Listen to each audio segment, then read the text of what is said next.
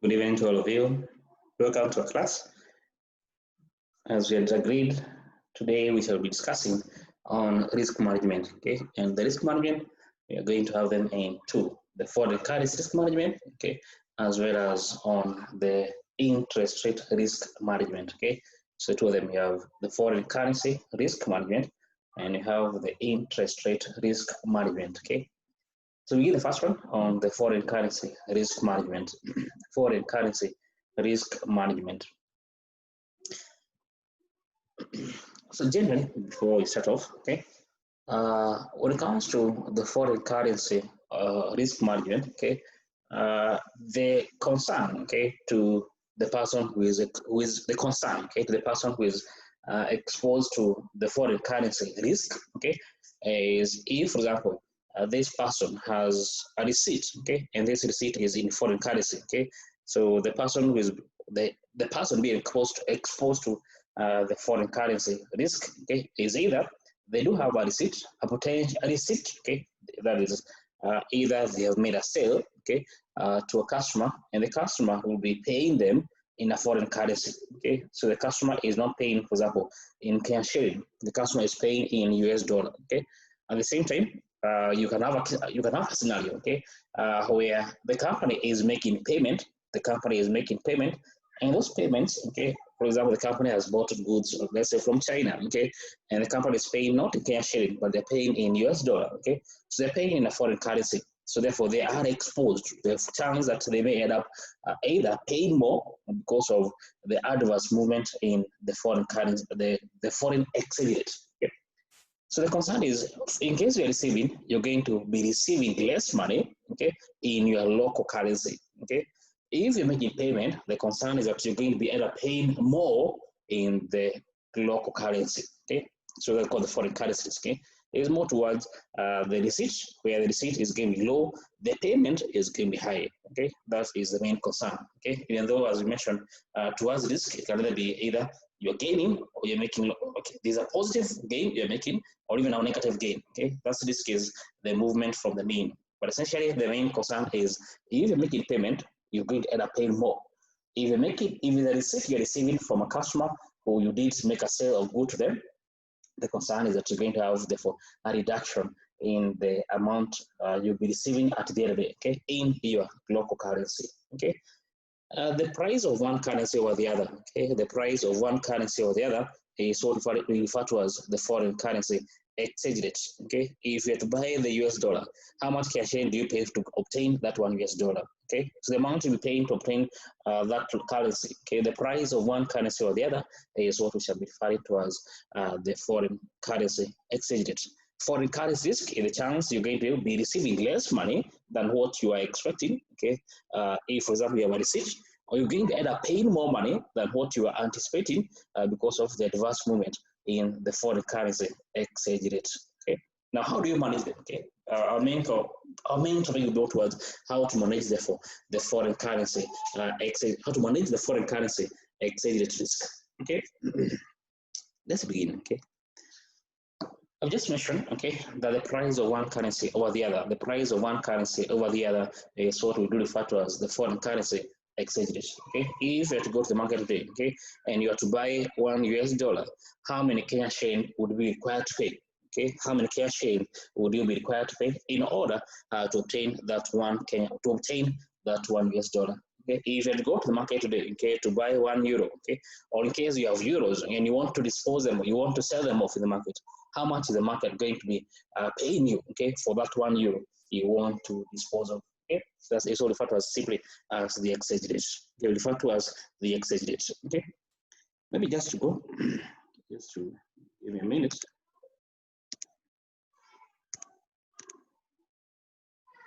Okay, I want to check on the website. Let me just click the website for Equity Bank. Okay, just to check on those rates today. Okay.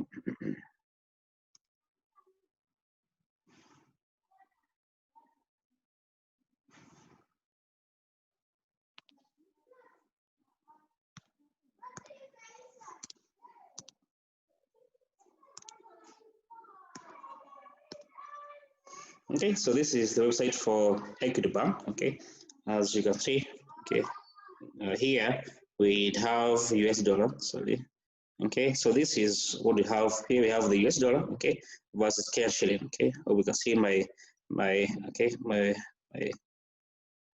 the browser here. Okay, so this is US dollar versus Kenya shilling. Okay, if for example the bank is buying, okay, the US dollar, okay, from you, that is mean that the customer they have the US dollar, that the bank is going to be buying that one US dollar for 104.4. Okay, if you are selling in this, if the bank is the one selling this US dollar, okay, is sure therefore you as a customer, you're the one who is going to be buying this US dollar, then the bank is expecting to pay it 110.6. Okay, this is what we mean by therefore by the exchange rate. Okay, this we mean by therefore by the exchange rate. Okay, this would be by the exchange rate. Okay, where we have, for example, the buying and you have what called the selling rate. Okay, so you have both the buying and the selling rate. Okay, that's going to be expected both the buying and the selling rate. Okay, anyway.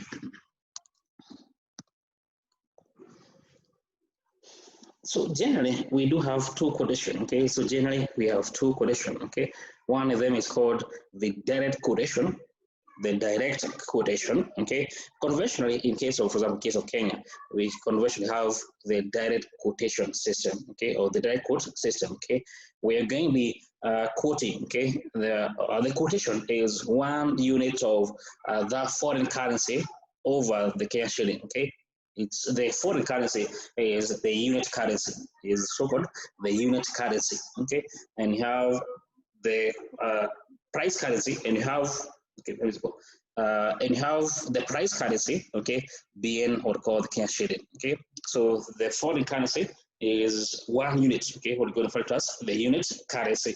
Okay, if the reverse occur, okay, where you have the local currency, okay, in this case the Kenya shilling. Okay, we have local currency, in this case therefore the Kenya shilling. Okay, being the unit currency. Okay, Kenya shilling being the unit currency. Okay, so one Kenya shilling is equal to, okay, 1 Kenya shilling is equal to, okay, that quotation, okay, is referred to as the indirect quotation. Okay, referred to as the indirect quotation. Okay, the quotation where you have the foreign currency being the unit currency, 1 US dollar, 1 euro, 1 Japanese yen is equal to, okay, now that is a direct quotation. Okay, we have the foreign currency, okay, being the unit currency. Okay, let's just go back to the Equity Bank website, okay, just to check on that. Okay, so let me share it again. So here, okay, we'll get in this quotation, okay, the Great Britain pound, okay, so this is the direct quotation, okay, that 1 Great Britain pound to Kenya shilling, okay, is, for example, in case you're buying, is equal to, if the bank is buying, is equal to 126.96, is 126.96, okay, that is a direct quotation. But in case you're going to be quoting, okay, for example, Kenya shilling versus, let's say, the Uganda shilling, okay, that's a simple quotation, okay, Kenya shilling versus the Uganda shilling, okay, and let's load just to show you, okay. Now in this quotation, okay, see where my cursor is, okay, so in this quotation we have the Rhodes franc was Kenya shilling, okay. Now this is Kenya shilling is quoted as 1 unit, okay. The Kenya shilling in this context is quoted as 1 shilling, okay. That 1 shilling of Kenya, if you are to buy the 1 shilling of Kenya, you need to be required to pay 7.15 shillings of Rhodes franc, okay. So this is a quotation, okay. This is called the indirect quotation, where in this context, the Kenya shilling is the unit currency.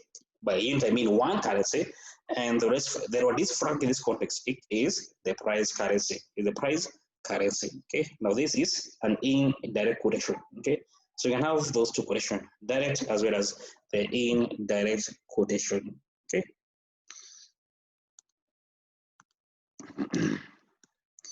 So that's the two quotation, okay? The direct and the indirect quotation, okay? Direct and the indirect quotation, okay?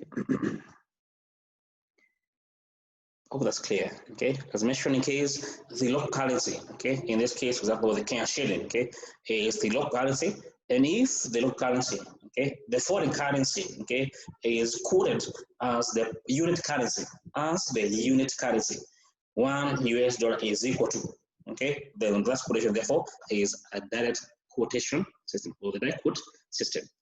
If, however, we have the local currency, in this case, the Kenya shilling is 1 Kenya shilling is equal to 7.15 of the Rwandese franc, okay, for example, okay, 7.5 of Rwandese franc, okay. Now, what does that mean? Okay, it implies, therefore, that the price, the local currency is the unit currency. Then that quotation is the indirect quote system. Okay, so don't confuse the two, okay. Now we have, as I mentioned, the exchange rate is, okay, what's the price of one currency over the other? Okay, what's the price of one currency over the other? That's what we refer to as the exchange rate. Okay, the price of one currency over the other is what we refer to as the exchange rate. Okay, now we have three rates, okay, which again discussed along the way. Okay, the three rates we need to discuss along the way. The first one is called the spot rate. Okay, the first one is called the spot rate. Okay. Now, the spot rate is if you have to go to the market today, okay, if you have to go to the market today, okay, to buy $1, how much money is Equity Bank going to be asking of you? Okay, if you have to go to the market today, the foreign currency market, okay, in this case, Equity Bank being the trader, okay. Now, how much can you be paid? How much is Equity Bank going to be asking you to pay for $1? Okay, if you're the one who has the $1, okay, and you go to the market today, okay, how much money are you going to be receiving for that $1 that you have? Okay, now the current trade, okay, if the trade was to occur today, if the trade was to occur now, okay, the rate being offered is referred to as the spot rate. Okay, the rate being offered is referred to as the spot rate. Okay, the rate I've just shown you, okay, for the Equity Bank, okay, now those are spot rates, okay, so all these rates you have, okay, so all these rates are the spot rate, okay. Then in case the trade, you have to go and trade on those currencies today, okay, this is what you shall be paying. Now this is what referred to as the spot rate, okay, or this is called also the spot market, okay, this is what referred to spot rate or the spot market, okay. We now call the future spot rate. We call the future spot rate. Okay. Now tomorrow morning, okay, if you have to go and sell your dollar, okay, to sell your euro, okay, or you have to buy the dollars, okay, or you have to buy the euros, okay, the rate the market will be offering you tomorrow in the future, the rate the market will be offering you tomorrow in future is referred to as the future spot rate. Okay, is referred to as the future spot rate. Okay, the rates that will be applicable, for example, tomorrow. If you have to go to the market to trade on your currency or to buy the foreign currency tomorrow, it referred to as the future spot rate. Okay. Then you have to call the forward rate. Okay. Then you have to call the forward rate. Okay. Now the forward rate. Now forward rate is that you agree in advance. Okay. Like for example, if we know that in 3 months' time you're going to make a payment, okay, and the payment you're making is in US dollar, okay, so we are going to make a payment. The payment is getting made in 3 months' time. It will be made in future, okay. However, we want to, for example, okay, we want to agree on a rate. Okay, you go to Equity Bank, okay, today, okay, in the month of June. You agree with Equity Bank that in the month of September, okay, I will be making a payment of, for example, $1 million, okay. However, I would want to know the rates that we can apply, okay, in future, that is in the month of September, okay. So you agree the rate. Maybe the Equity Bank can say, we are going to be selling to you $1 in the month of September for, let's say, 108, okay. For example, for 108, okay. Now the quotation you have agreed today, okay, that shall be applied in future. The quotation you have agreed today that will be applied in future is what referred to as the forward rate, okay. Is what referred to as the forward rate, okay. Is the rate that shall be applied in future. However, you do agree on that rate today, okay. You agree on that rate today. Now, irrespective of what is going to be the rate in 3 months' time, okay, you have already agreed on the rate that shall be applied on the 4th of September, okay. That's called the forward rate. You agree on the rate in advance, okay. The rate you have agreed upon is referred to as the forward rate, okay. It's referred to as the forward rate, okay. Clear? Okay, don't forget, in case you have question, don't hesitate to stop me. Okay, I'll clarify your needs. Okay. For example, okay, for example, so go through this example in the next 2 minutes. 1 minute actually. Go through this example in the next 1 minute. We discuss it.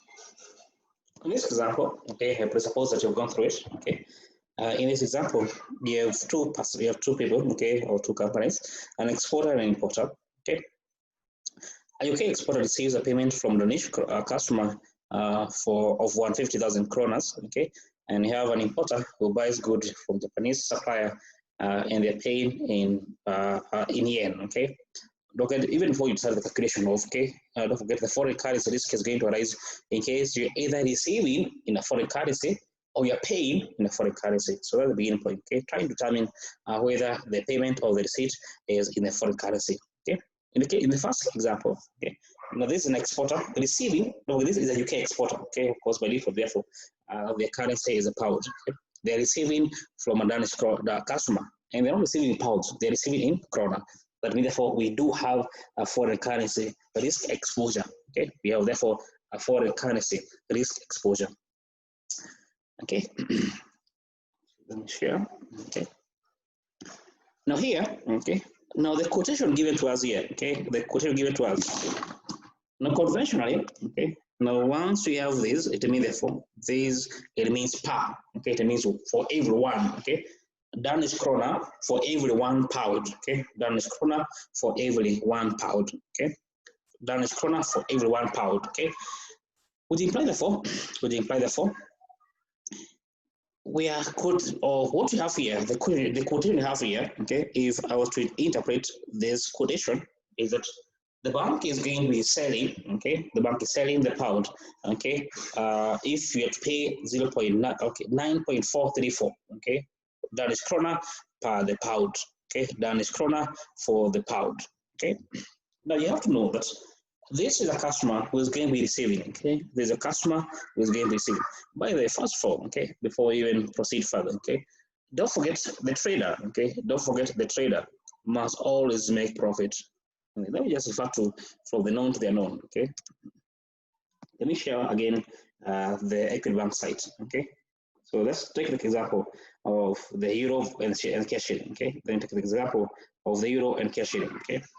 Now here, they're being told that when it comes to buying the euro, okay? When it comes to buying the euro, okay, we can see where I have highlighted, you need to pay 114.15, okay? You need to pay 114. The bank is going to give you, okay, this is the bank buying. There is a quotation from the side of the bank. There is a quotation from the side of the bank. Okay, the bank is going to be buying 1 euro. Okay, if you are a customer, you present a euro to the bank. It shall be buying from you at 114.15. Okay, if the bank is one that is selling to you the euros, if the bank is one that is selling to you the euros, okay, the bank shall be asking you to give it 123.38 cash shilling. Okay. As you can see, we have a difference here. Okay, don't forget the trader must always make the profit. The trader must always make the profit. Okay, that is given. Okay, so if you are confused, okay, what quotation should I be using? Okay, always know that the trader, okay, must always make profit.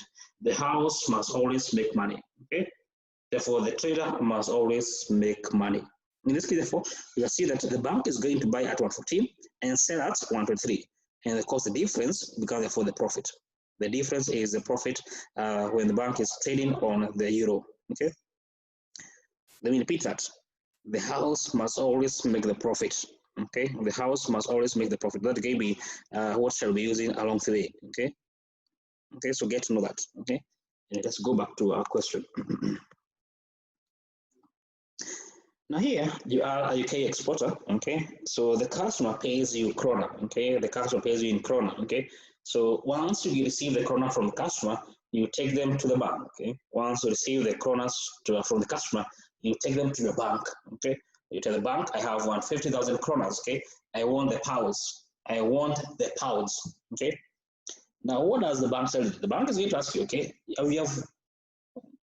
So the bank, therefore, is going to be buying from you the kronas. The bank is buying from you the kronas. Okay, so get that clear. Okay, the bank is buying from you the kronas. You receive the krona from the customer, and now you're taking those kronas, okay, to the bank. So the bank is buying from you the kronas. Don't forget, okay, if you get confused, should I use the first trade, the first quotation, or should I use second quotation? Okay, it's quite simple. Since you're the one receiving you are receiving the pounds from the bank, you are receiving the pounds from the bank. Okay, now don't forget you're going to use the quotation that result you receiving less money. Okay, you're going to use a quotation that result you receiving less money. While, as I mentioned, the bank must always, or the trader must always make money. So you're going to use a quotation that result you receiving less money. If it's about making a payment, okay, assume that the second situation, okay, now this is an importer paid in yen, a foreign currency. Now, which could you use, the first or the second one? Just get to know that at the end of the day, the bank is, or you as a customer, you're going to use a quotation, okay, that is going to result you paying more, okay. Don't forget the more, okay, the extra is the profit of the bank. If it's about receiving, if you receive less money, what is lower than what you are anticipating is the profit of the bank, okay. Don't forget, as I mentioned, the bank must always, or the trader must always make money. The house must always make money. Okay, so get to know that. Okay, that is the game, the easiest way. Okay, you're going to therefore understand these rates. Okay, therefore, in the first quotation, don't forget you're going to present the kronas. You as the UK exporter, you're going to present the kronas to the bank. Okay, the bank gives you the pounds. Okay.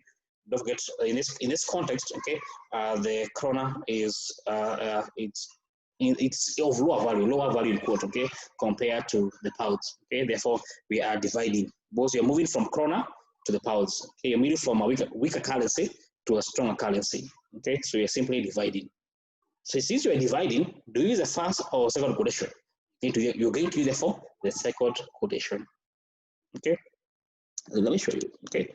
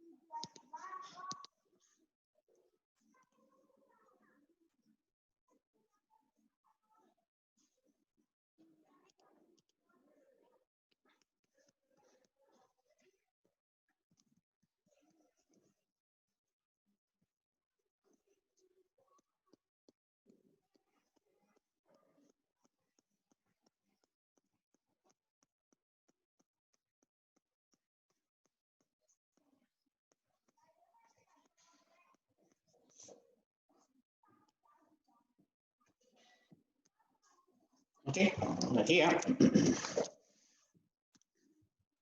we have the exporter. Okay, so here we have the exporter. Okay, they have imported a good worth 150,000 kronas. Okay, they are receiving the money, or their main concern is that I want to receive the money in my currency, and the currency for this person is pounds. Okay, therefore we need to convert the kronas to pounds. Okay, therefore the amount or the receipt in pounds, therefore the receipt in pounds, therefore is going to be equal to 150,000 kronas. Okay, we divide therefore. Okay, we divide therefore by the. Don't forget you're moving from krona to pound. Okay, and as I mentioned, don't forget moving from a weak currency to a strong currency. We do divide. Okay, simple as that. Okay, if for example you have cash shilling, you want to convert to US dollar, we're going to divide. Okay, don't get if you're going to move from a weak currency to a strong currency. Let me just say example. If you have cash shilling and you want to convert them to US dollar, what do? You simply divide by the quotation rate. Okay, so it's giving 150,000. Therefore, we divide by 9.5. Just go back to our notes here. Okay.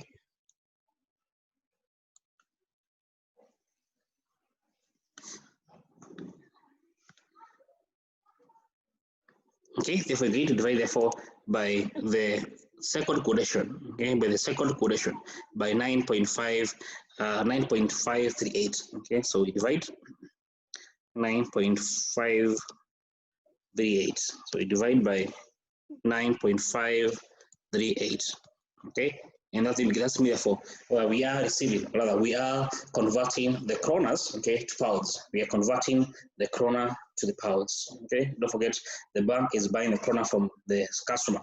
The bank is buying the krona from the customer, okay. So we divide, therefore, by the second quotation, okay, by the second quotation. And how much receipt do you receive, therefore, in pounds? Once you convert the kronas you've got it from the customer, okay, to your local currency, the local currency is the pound. How much receipt do you get, therefore, in pounds?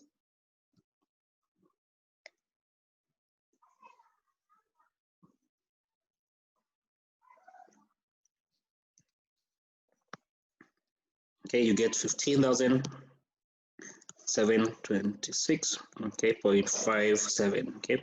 That's a pounds that you do receive in your local currency. Okay, in this case, the local currency for this exporter is a pounds.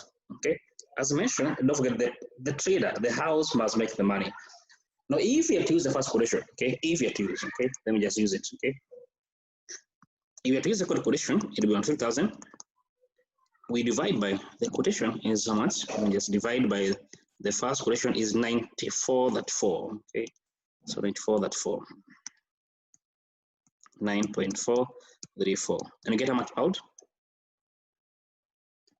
That is in case you have to use the first quotation. Don't forget, you may use the second quotation. I just want to, for the sake of our study, okay? Okay, we get 1815, 899.94, okay? Now, as you can see, if we have to use the first quotation, this is what the bank will be giving you. However, that's not happening. Don't forget, as I mentioned, the bank must make profit. So they're not going to give you this quotation. They're going to give you this quotation, okay? Okay, in layman's term, okay? There is a quotation the bank is going to give you. That the one that results you receiving less money, okay? Receiving less money, okay? You know, here it's a bit clear because you can see, therefore, the second quotation about the bank buying, okay? It's quite straightforward, but it's not always straightforward, okay? Let me just go back to the notes. The bank is buying, okay? Okay, sorry. So here the bank is buying, so it is easier to know, okay? However, that's not always the case, okay? So that's why I'm trying to let you understand, know the concept, okay? Just in case you don't have these terms here, okay? Because at times you can give a quotation with no terms, okay? So you just given, for example, okay, Danish krona to pound 9.434, and actually even your example that's going to be like, okay, 5380, okay? That's what it will be like, okay? But it doesn't mean that you should be scared, okay? So it doesn't mean that you should be scared, okay? Just know if we are receiving the money, okay? If we receive the money, okay? Don't forget, you use a quotation that results you receiving less. If you're making a payment, okay? If you're making a payment, we're going to use a quotation that results us paying more, okay? The profit, okay? The profit, the bank must make the profit, okay? The house must make the profit, okay? That's the first quotation, okay? So generally, don't forget, okay? Therefore, you cannot use this. You cannot use this first quotation, okay? They will simply use, therefore, the second quotation. This is a receipt. You use a quotation, the result, you're receiving less money, okay? Clear? I hope that's clear. If not, they will let me know, okay? If you're making a payment, okay, if we have now the second scenario, okay, is about making a payment, okay. Now we have here the UK importer, sorry. We have a UK importer, and the importer, okay, is paying in this foreign currency, okay. They are paying in Japanese yen, okay. The payment is in Japanese yen, okay. And they're paying 1 million yen, okay. So since you're done making the payment, okay, what happens is you're going to present the pounds, okay? You're going to present the pounds. Don't forget you are a UK importer, okay? Your local currency is the pound, okay? So you present your pounds to the bank, okay? And the bank is going to receive those pounds and give you the yen, in quote, give the yen. And then once you receive the yen, then you give to your customer, to your supplier, okay? You pay your supplier, okay? Therefore, the bank is being questioned. Since you're making a payment, okay, since you're making a payment in pound, they're going to give the quotation that result that is going to be resulting you pay more. Okay, don't forget the bank is the bank is going to give you the quotation that result you giving more pounds to the bank than less pounds to the bank. Okay, more pounds than less pounds because you're the one going to give the pounds to the bank. Okay, you give the pounds, the bank give you the yen. Once you get the yen, you pay your supplier. Okay, that's that connection. Okay, therefore you're going to use a quotation that's going to be resulting you paying more pounds because they make the pounds. Okay, therefore do you use the first or second quotation. Okay, if anything, okay, it is straightforward because you can see here is sell. Okay, but either way, if you don't have those terms on top there, okay, you definitely know that you're going to be using the 203.65 because it is the lower value. Okay, you are dividing. Okay, don't forget we are dividing. Okay, therefore going to use the first quotation. Because once you divide, don't forget you're going to result into having a higher value, higher figure. Okay, quite straightforward. Okay. Therefore, we want to determine how much power do we pay? Okay, therefore, going to divide 1 million yen, we divide by 203.65. We are dividing it because we're moving from yen to the pounds. Okay, yen to the pounds. Therefore, we divide. Okay, we divide by 203.65. Okay, therefore, the payment, therefore, is going to be 1 million yen. 1 million yen, we divide by 203.65. Therefore, how much pounds do you deliver to the bank? So the bank give you in exchange the 1 million yen. How much?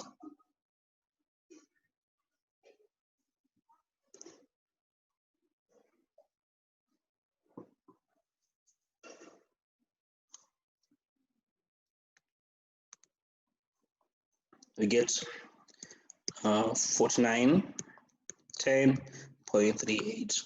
Get 4910.38. Okay, so you're going to present to the bank 4910. Okay, 4910.38 of pounds. The bank give you the yen, the 1 million yen. Okay, the 1 million yen. Okay, if we have to use the second quotation, okay, let's just do it. Okay, for the sake of understanding, okay, know that you're meant to do it. Okay, look, it will be 1 million yen. We divide by the second quotation. Okay, we divide by the second quotation. Okay, so let me just present. It is 25.78, 25.781, 25.781.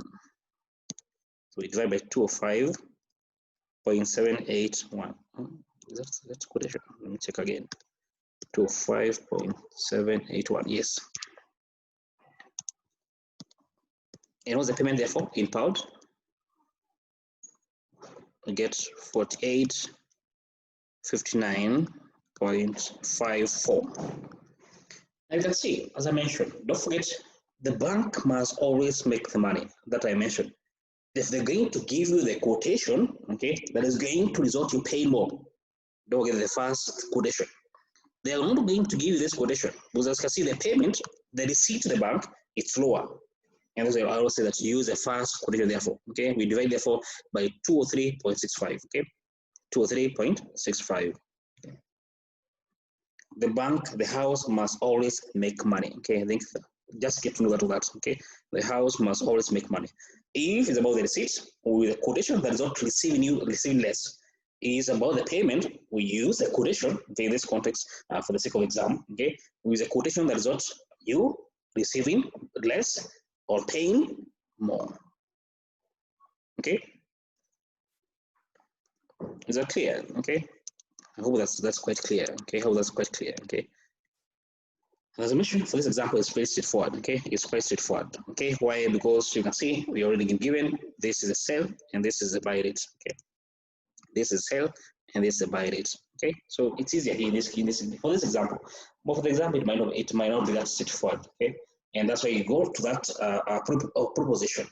The house must always make money. The house must always make money. Let me just repeat that again. House must always make money. Okay. Anyway, that was just to introduce you towards the exchange rates. Now, the foreign currency risk, okay, the foreign currency risk, okay. We can classify the risk into three main categories. Okay, as I mentioned, the risk is going to arise in case you're having a receipt, therefore you're concerned is that you're going to receive less, okay, than what was your anticipation, okay, than what you are expecting, okay. Towards the payment, okay, you're going to end up paying more than what you are expecting, okay. Therefore, that's when the foreign currencies is going to rise, okay, conventionally, okay. However, we can go further and subdivide the foreign currency risk into three categories. We can classify it into three main categories. We have the transaction risk, we have the economic risk, and we have what was the translation risk. Okay, transaction, economic, and the translation risk. Okay, let's begin the first one. Okay, the transaction risk. Okay, the transaction risk. Okay.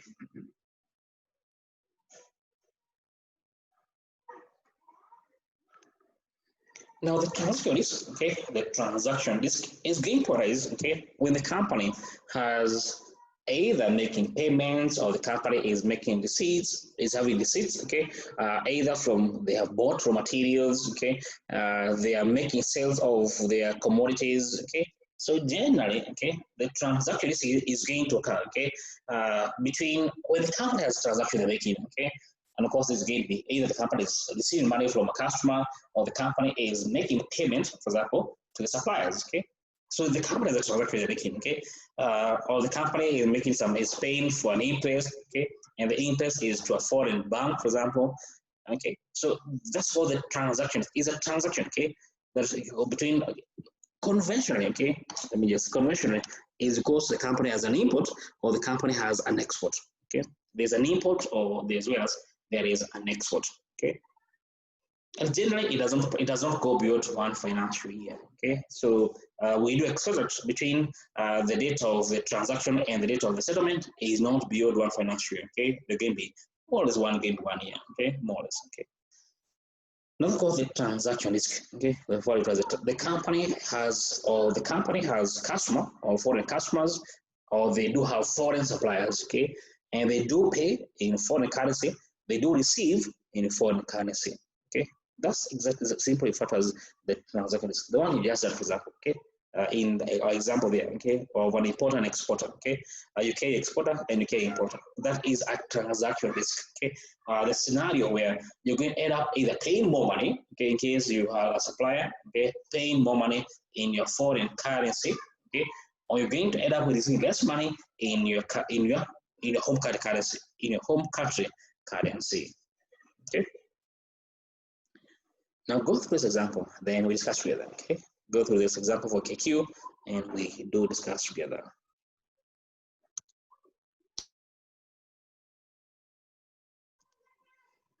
In this example, we have KQ. You'll see that they did enter the contract in December 2007, okay, where they bought fuel worth $100, okay.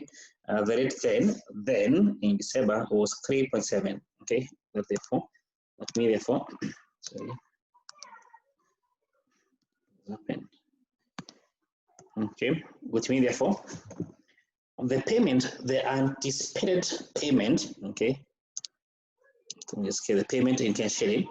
Where is this? So the payment, so December 2007 or 20, okay, the payment in cash shilling, in the local currency, payments in cash shilling,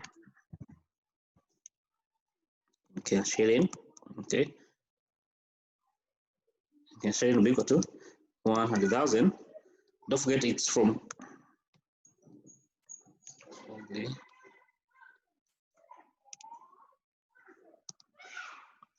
We multiply.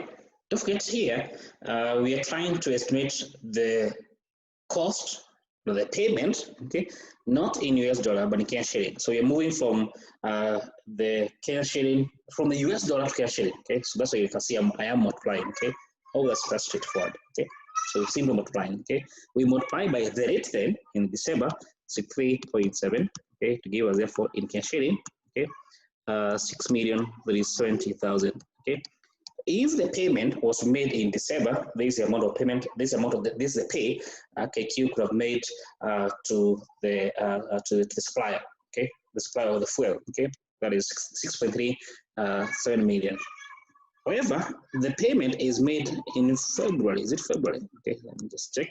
Okay, The payment, however, the actual payment, the settlement date, okay, the actual payment is made in the month of January, okay, when the rate then was 21.2, okay, when the rate then was 21.2, okay. Therefore, okay, this is the transaction date, okay, then this is the settlement date when the actual payment is being made, settlement date, which in this case is January of 2008, okay.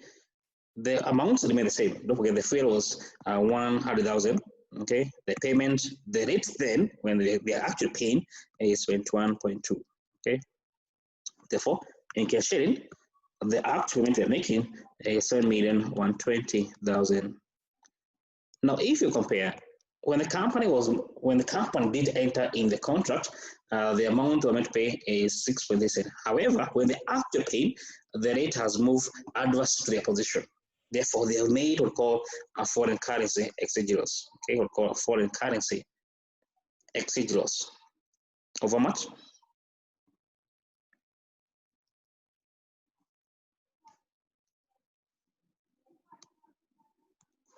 Okay, equal to 750,000, equal to 750,000 cash shilling. Okay, equal to 750,000 cash shilling. Okay, now this is what we refer to as the transaction risk. Okay, that's between the date, the transaction date, and the date of settlement. Okay, if you are receiving, you're going to receive less. If you are paying, like this case of KQ, you're going to be paying more.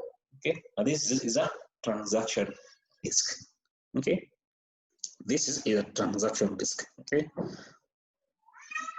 Okay. I hope that's quite straightforward. Okay. That's just an example of the transaction risk. Okay. An example of the transaction risk. Okay. And therefore, the 750,000 we have just had here is the exchange loss that KQ shall sustain between if they do pay in the month of January and the spot rate then. Okay. So into 1.2. Clear? Okay, hope that's clear. Then the other, we do also have this foreign currency risk, okay, or referred to as the economic risk, okay, the economic risk, okay. And what's economic risk, okay? Economic risk simply is,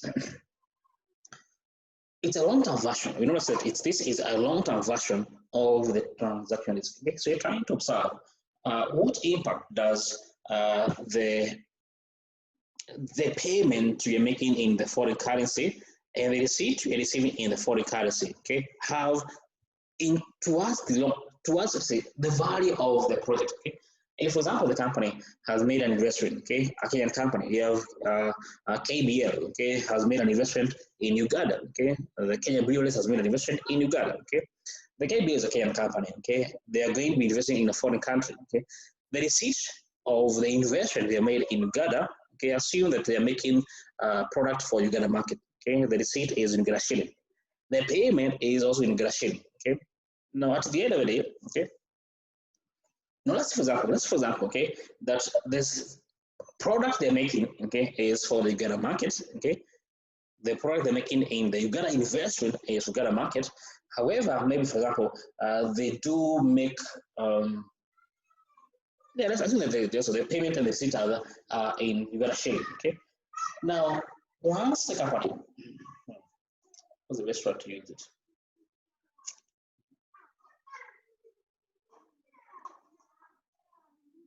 Now, at the end of the day, okay, now that's going to complicate matter. So let me not use that example of the Uganda investment. An example. Yeah, let's assume that you have KBL, okay? They have made an investment in the Kenyan market. However, the product they're making out of this investment they have just made, okay, is for the foreign market, okay? So the product is for the export market, okay? That's the example. What you pay therefore, the receipt they have, okay, the receipt they have is in US dollar, okay? The receipt they have is in US dollar, okay? At the same time, assume that the barley's they are using to make their products, okay, they buy them from South America, okay? So they also do pay okay? They do pay some of them in US dollar, okay? They have employees in Kenya who they do pay in cash, okay? As you can see, we do have a number of currencies being moved along the way. Okay. Now, if, for example, you're going to have the Kenya shilling becoming stronger, the Kenya shilling becoming stronger. Okay, the Kenya shilling becoming stronger. Okay. Now, what does it mean towards their revenues? Don't forget they are selling in foreign markets, so their cash flows, okay, their money from the sale is in US dollar. Okay. Now, once they convert from US dollar back to Kenya shilling, what happens is that they receive less money. Why? Because the Kenya shilling is becoming stronger. Okay. They are receiving less money. Okay. If, for example, from the beginning of the year was, let's say, 100. Okay. And now the Kenya shilling becomes stronger. That is, the rate is $1 for Kenya shilling is 100, but in the month of May, for example, okay, the month of June, okay, the Kenya shilling has appreciated to become 90 shilling per dollar. Once you convert the dollars back to Kenya shilling, okay, you get, okay, for example, okay, let me just illustrate, okay, to make it easier for you, okay, just share. Where is this? And here it is, okay. For example, let me just use that example just mentioned, okay, for the case of KBL, okay. So their sales, okay, is in dollar. The payment they're making to suppliers, okay, is both in dollar and that's in Kenya shilling, okay.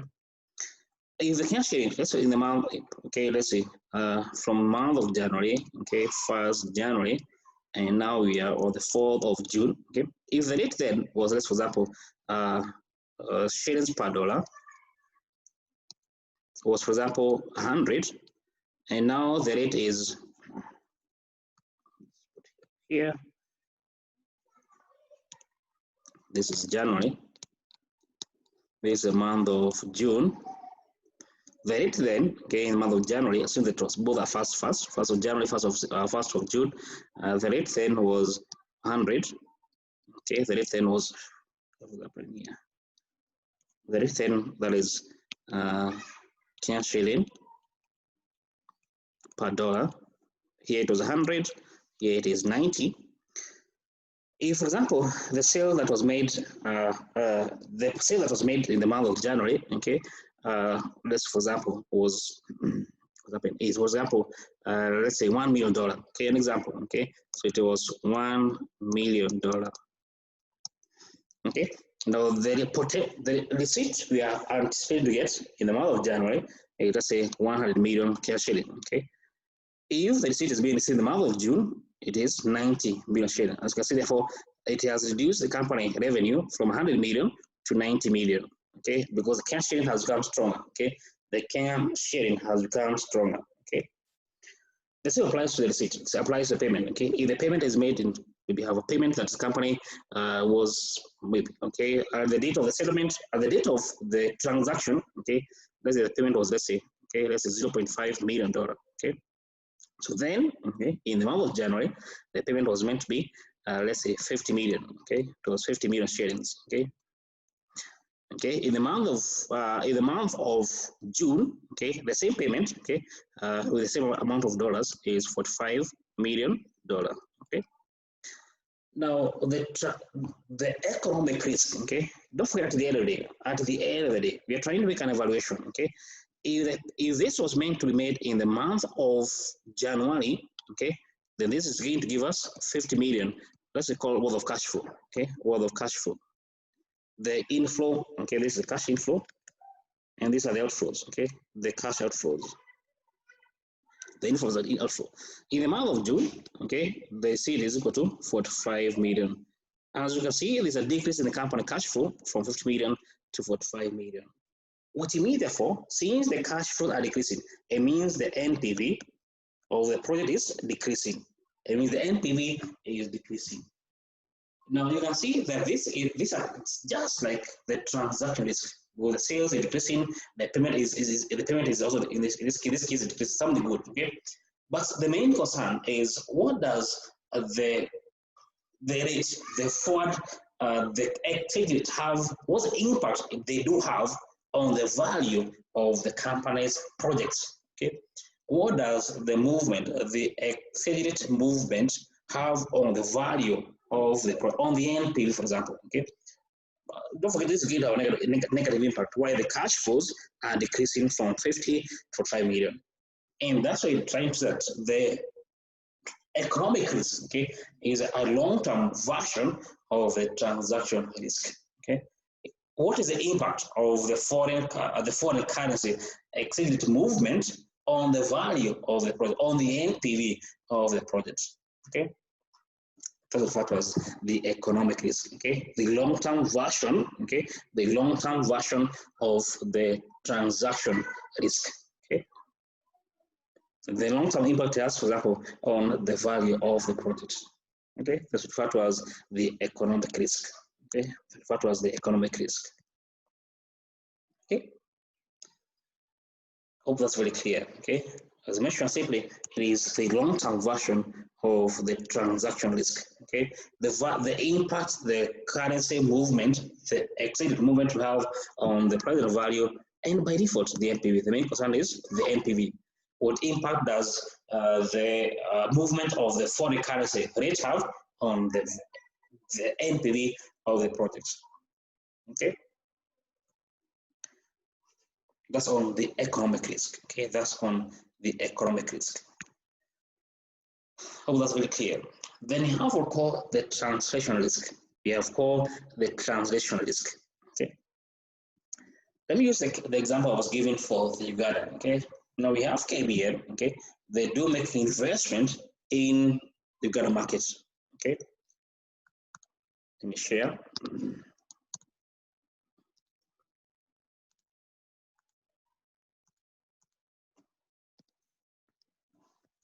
Okay, so here you have, okay, your KBL, okay, they make an investment, let's say, okay, they have bought a company or they have make a joint venture, whatever it is, okay, in a foreign market, okay, you got a, let's say you got a Breweries, okay, Breweries Limited, okay. Now don't forget the other day, okay, this is the parent company, I think you've done this already, okay, the consolidation, okay, you've done consolidation, okay. Okay, KBL being the parent company, okay, of course they need to consolidate the accounts of UBL, okay, to the parent company, the KBL, okay, EABL, okay, okay, they call themselves the EABL, okay. But I mean that's what at the end of the day, okay, that you need to make that, you need to translate. Look, don't forget the accounts of UBL, they are in Uganda shilling, okay, they are in Uganda shilling. Okay, the accounts of KBL, they are in Kenya shilling, okay. No, you cannot just do consolidation, okay, well, the two are different currency. So you therefore need to translate, okay, you need therefore to translate the accounts of UBL, okay, into Kenya shilling, okay, to translate them from Uganda shilling to Kenya shilling, okay. Now, don't forget, not all accounts, okay, within the financial statement of UBL, okay, do again be translated at the same rate, okay. There are some accounts that will be translated at the date of the transaction, the rate that was there in the date of the transaction. Some will be at the end of the year, the rate applied, the rate applicable at the end of the year. Some of them is going to be the rate applicable when the company did start, okay. They're going to have different rates being used in translating the accounts of UBL into the shillings, okay, or into the cash shilling, okay. Along the way, okay, along the way, you're going to end up having a difference in the balance sheet, okay. For example, just give an example, a very simple example, okay. Now, so that these are the accounts of UBL, okay. These are the accounts of UBL, okay. These are the assets, current assets, both. So let's use a very simple example. We have here the non-current assets. Okay, assume that it's 10. What's a very simple example? Here it is 10. Current assets is, let's say, 5. Okay, no, use a figure that can be divided by 2. Okay, let me see, this is 8. That gives you 18. Then you have equity. Okay, equity of UBL being, let's say 6. And you have the liability and current liability 2. We have current liability being the difference, which is give us 10. Okay, give us 10, give us 18. Now, in case you need to translate the accounts of UBL, look at these are in Uganda shilling. Okay, they are in Uganda shilling. Okay, they are in Uganda shilling. Okay, that means therefore assume that, for example, just to give a very simple example, assume that the asset, okay, both current and non-current, you do translate them, okay, the rate applicable in, let's say, use here, these are the rate, okay, this is you got a shilling, okay, you got a shilling per shilling, okay. Let's say on that 1st December, the rate on that 1st of December, the close of the year, okay, the rate was, for example, 2. Okay, so that's 2. Okay, the rate, assume the company was bought, let's say, that 1st December 2019. The company was bought in the year, the rate where the company was bought, okay, was on, let's say, 1st of January 2010. The rate then, okay, let's say was 3, okay, was 3, you got a shilling per shilling, okay, and the current liability, okay, the current liability, actually let's assume that the current liability, you're going to translate them as 2, okay, so this apply for both assets, okay, and liability. This is rate for both assets and liabilities. What do you mean, therefore? We need to have the accounts of UBL in cash, okay. So this assets of the company, you're going to therefore divide by 2 because this is rate applicable, okay, close of the year. So they become therefore 9, 18 days, okay. For equity, we divide by 3, okay, the rate when the company was acquired, okay, and this becomes 6 divided by 3, we get 2, okay. For both current and non-current, okay, don't forget you're going to, we have assumed, okay, the rate applicable is to the close of the year, that 1st of December, okay, and this is going to be 12 divided by 2 to give us 6, okay, 12 divided by 2 is give us 6, okay, therefore the combined value, don't forget, is going to be equal to, for the two of them, okay, is 9, this is 2 plus 6, 2 plus 6 give us 8, so we can see we have a difference here of 1, okay, therefore we have a difference of 1, okay, now this difference of 1, let me just set it here down, okay. The accounts must balance, don't forget, okay? They must balance at 9, okay? They must balance at 9. Therefore, you can see it is 2 plus 6 give us 8. We have 1 here. Now, where does 1 go? This is what referred to us as the translation loss. Referred to as the translation loss, okay? As we translate the accounts of the subsidiary, the foreign subsidiary, okay, back to the currency of the currency of the parent company, you may end up getting losses. You may end up incurring a loss, okay? Now, as you can see, there's no actual loss that have been incurred, okay? There's no actual loss that have been incurred. It's only that we have, when we translate the accounts of the subsidiary back to the parent company currency, okay, you have end up having a figure, okay, a balancing figure that we need to plug in, okay? This one is just a plug-in figure, okay? There's no actual loss that has been incurred, okay? But these are the accounts of UBL. So there's no loss here that appeared on the UBL accounts. But when translating, we have incurred 1 million. We have 1 that need to appear, that need to balance the accounts, okay? And this is what we have just here. This we have made a loss of $1, okay? As I mentioned, this is not an actual loss that have happened, okay, on the accounts of UBL. No, okay. The balance sheet was there. It was still balancing before. It was before the translation. But after the translation, okay, we need to balance the account, okay. And this was just a plug-in figure, okay. This was simply a plug-in figure, okay. You just plug in this figure, okay. Okay, this was just a plug-in figure, okay. So simply, therefore, don't forget, this was what we refer to as a book loss, okay. It's not an actual loss that was in the case of KQ, the one you just done, okay. Where this is an actual loss the company is incurring in the case of KQ, okay. If the payment was made in December, okay, the amount we paid was, let's say, 6.37 million. But the payment was made in January, okay. So there was an actual loss because the company is paying more. But here, there is no payment that is being made. There's no payment you're making. It's the loss is simply being incurred because you are attempting to translate the accounts of UBL, okay, from UBL sharing back to cash sharing, okay. So this is simply what we call an accounting loss that is being incurred, okay. It's a book loss, okay. And that's referred to as the translation risk, okay. The translation risk. the chance that at the end of the day, okay, once we translate the accounts of subsidiary back to the parent company, okay, you're going to be having a loss to be incurred. There's a foreign currency loss to be incurred, a book loss, okay. Hope that's clear, okay, hope that's clear, okay. Okay, let me just repeat, okay, this is an account risk rather than a cash-based risk, okay, it's a book loss. It is a book loss that is being incurred, okay. When does it occur? Okay, it occurs when the company, a parent company, translates the accounts of the subsidiary, okay, back to its local currency, okay, back to its local currency, okay. That's called translation risk. What was the translation risk? Clear? Question?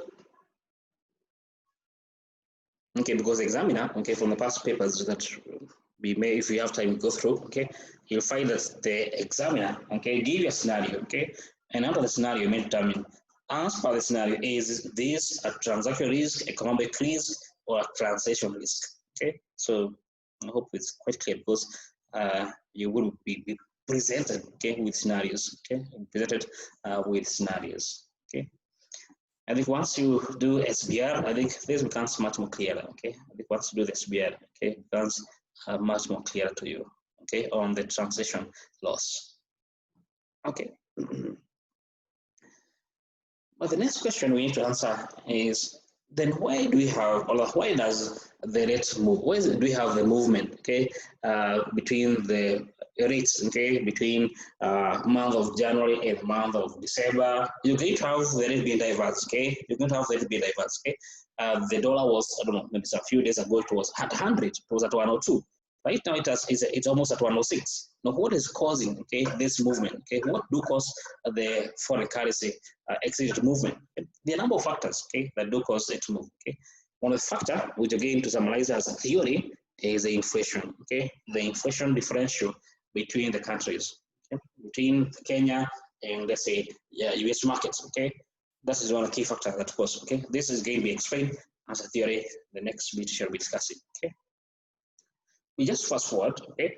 If, for example, you have a country, okay, in case we have a case here, okay, we have the inflation rate in Kenya being 10%, the inflation in US being 5%, okay? Now, you as an investor, okay, assume that you're an investor outside of the two markets. Now, where do you invest? Would I want to invest in Kenya or would I want to invest in the US market? By default, I will go to the market, okay, where the loss of value of my money is going to be minimal. Okay, therefore, I would want to invest therefore in US market.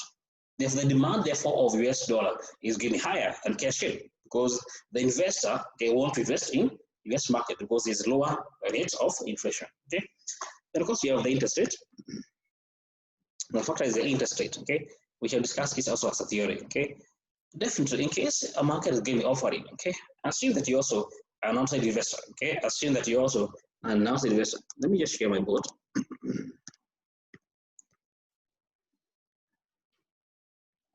Okay, assume that you are an investor here. So here you have investor A. They are also investing in country B or country C. Okay, if country is offering the investor, let's say 18% return, and country B is offering the investor, let's say 9% return. Now, where do you put your money? Okay, assume that you're rational. Okay, of course, you assume rationality. Of course, the investor is going to invest in market B. Why? Because market B is going to give the investor a higher rate of return. The market is offering this investor a higher rate of return. In this case, they're giving the investor an 18% return. Therefore, invest in country B.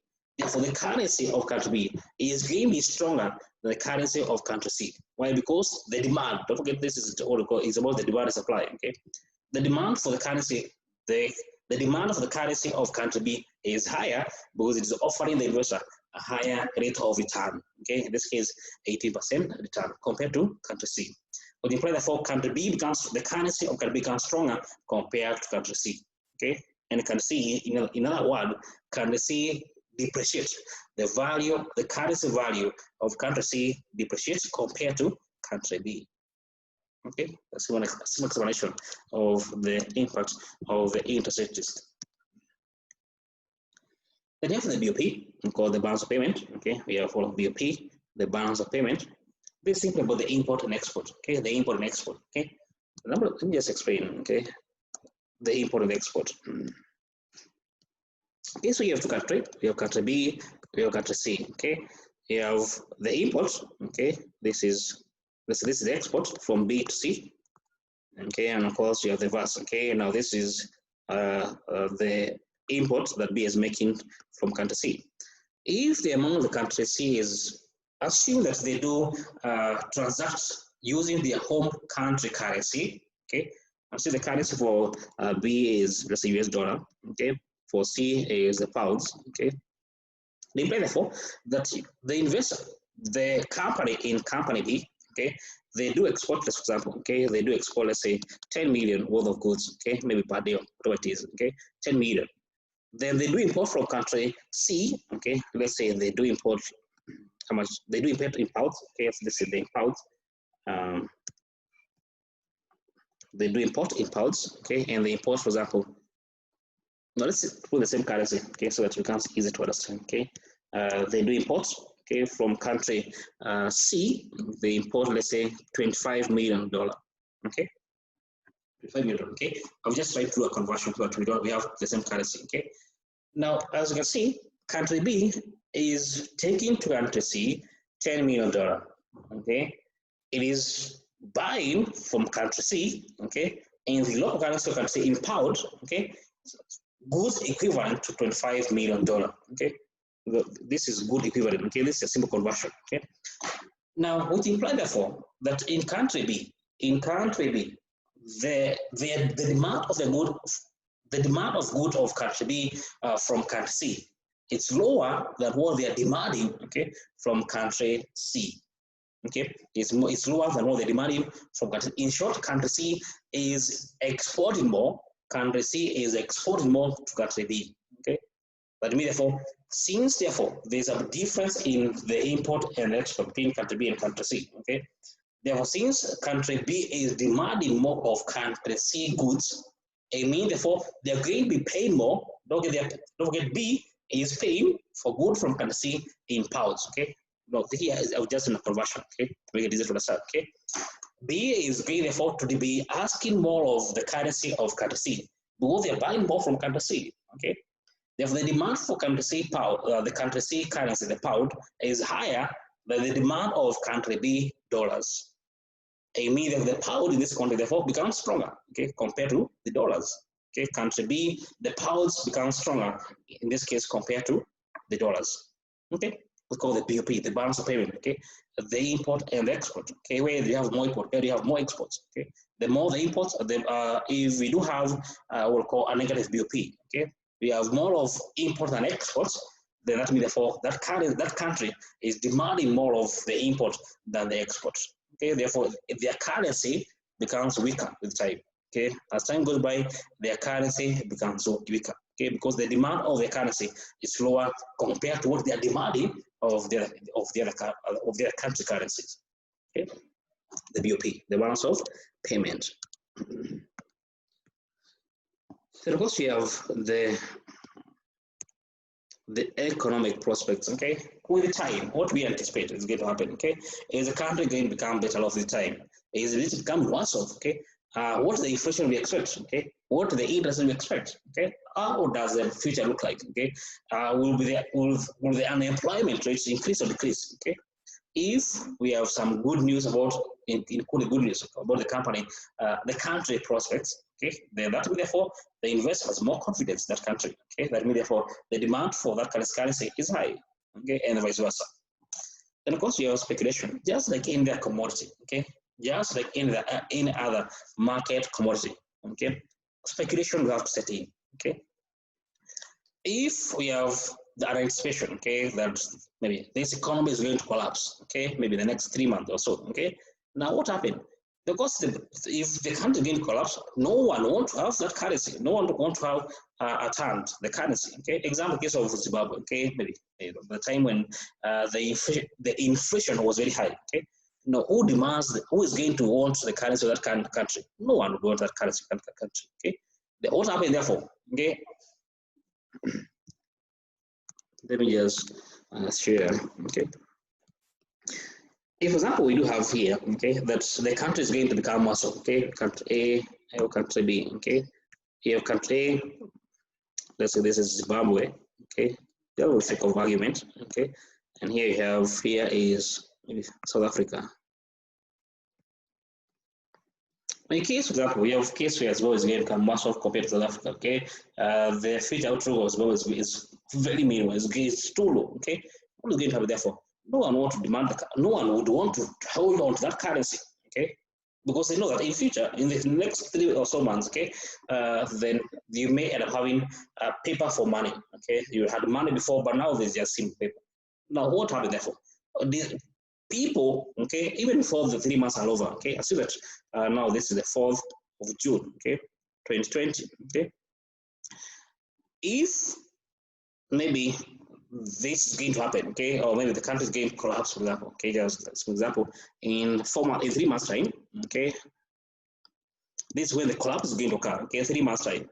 But once this news hits the market, what do you think is going to happen? Okay, don't get the country in quote is going to collapse in 3 months time, okay, but the news in the market today, okay.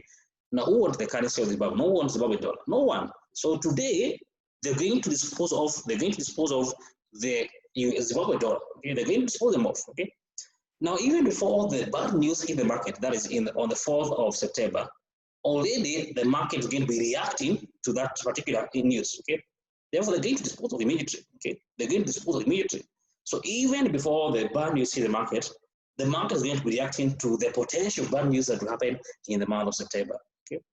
Therefore, the local currency, in this case, for example, the Zimbabwe dollar, is going to depreciate further. Okay, and people will dispose of the Zimbabwe dollar in exchange, for example, for the South African rand. Okay, so in this case, therefore, South African rand becomes stronger compared to the Zimbabwe dollar. Why? Simply because of the speculation that the market is going to collapse in the future. Okay. So this goal is more of a self-fulfilling prophecy. Okay, is more of a self-fulfilling prophecy. Okay, that the market is going to be reacting. Okay, even before the actual collapse occur, the economy might even collapse even before. Why? Because of how the market is going to be speculating on the potential news that are happening. Okay, the call speculation. Okay, of course we have a scenario of the holding of the currency. Okay. If in 3 months' time cash is going to become weaker, now the investor will decide, okay, why don't I just buy the dollars today? Okay, the cash will become weaker in 3 months' time. Maybe they buy as much as possible dollars today. Okay, so you're simply holding, okay, on the commodity, just like in any other product in the market. Okay, if we hold on commodity, the supply is going to decrease. The supply is going to decrease. The demand is going to be the same, but supply is decreasing. Now, what I mean the price? The price will have to increase in line with the decrease in supply in the markets. Okay. I go on the market speculation. Okay, be another factor that influence on the rate. And of course, you have the government policy and intervention. Okay. Sometimes the government might come in and attempt to mitigate the impact the market will be having. Okay, so the country come with policy. Okay, in the case of the Chinese market. Okay, they say that, hey, this market is going to be want to be regulated. Okay, the currency cannot increase by more than 2%. The rate should not either increase or decrease by more tan 2%. Okay, this is the case of China. Okay, the Chinese yuan. Okay, so generally says the rate is not going to decrease or decrease more than 2%, irrespective of what the demand or supply is. So here, the government policy may also have an impact on the exit rate. Okay, or the policy set by the government, okay, can have an impact on the exit rate fluctuations. Okay, as I mentioned, that one of the factor. Okay, no, don't forget you are free to. Okay, no, Johannes, yes, this Johannes. Let me unmute you. Where's Johannes? Yes, Johannes. Johannes? Yes, yes, hello. My question is refers to the current situation in USA regarding the racism situation that is currently going on. So does it affect the currency of USA as per se? Oh, does it affect the currency of the US dollar, the Yeah. currency in the US market? Yes. Yeah, of course, it's going to affect. Don't forget, just to come back here, okay? Let me just point here on the economic prospect, okay? Don't forget, in case we have crisis in a country, if we have crisis in a country, whatever it is, okay, power, racism, whatever it is, okay, if we do have a crisis, riots in a country, now what do we have about the country economic prospects, okay? Of course, again, too, it does show a good picture. Of course, we do so that there will be over and above the issue of the coronavirus impact it has on the economy, okay? Now you have more problem, okay? Now the economy will not perform well as it should be. That in therefore, maybe the demand equals, okay, of the local currency or the goods, maybe even the goods of the market, okay, is going to be very minimal, okay. But first of all, you're not able to manufacture goods, okay, as a country, okay, because already you have crisis, you are having in the country. Now that means therefore the other market shall be performing better off, okay, which means therefore the demand for your currency, the demand for maybe even for the goods you're making is going to be reducing. Your currency, therefore, value is going to be depreciating compared to the case of the Chinese market, okay, that might be doing well, okay. So therefore, at the end, of course, it has an impact. Anything that is going to have a negative or is going to have an impact on the economy will have an impact on the rate to be applied, okay, on the rate that should be applied, on the foreign currency exchange rate. Good information means your currency is going to be appreciating in the market. Bad information that implies for your currency is going to be weakening in the market. It has an impact for sure. And is there a period that you can say maybe the currency will decrease now that the currency of USA is still trading on 106 Kenyan shillings? Is it? Can you say is there a period for? I'm asking. Since the racism protest started, the USA currency still trades on 106 shillings. It hasn't depreciated yet. Yeah. So is there like a period which the currency will start fluctuating in terms of decreasing? Now, the other thing is that you have to compare the two countries, okay? Maybe in terms of Kenya versus US, maybe Kenya, in terms of the economic prospect, the US market might have issues, okay? However, Kenya, we have even worse issues, okay? So in terms of, don't get here to try to call the relativity, okay? The Kenyan market, okay? The US market has issues, okay? They are, in terms of the economic prospect, they have issues, they are bad, okay? However, Kenya, you're worse, okay? If that's the case, therefore, we don't see maybe it's going to decrease anytime soon. If anything, the cash becomes even weaker. If in terms of the economic prospect in Kenya, you are worse off, okay, or you are quote worse off than the US market. So it might not decrease. It depends on how does the two countries, okay. No, there are many factors that do difference. But in case we to assume purely on the economic prospect, then maybe it might not increase. The rates might not decrease as what we are expecting. Okay, because of the Kenyan economy is at a worse state than the US economy. Okay. Is that clear, Jonas? Yes, it's clear. Okay. Because you have to, the rate is about comparison, okay, of country A but country B.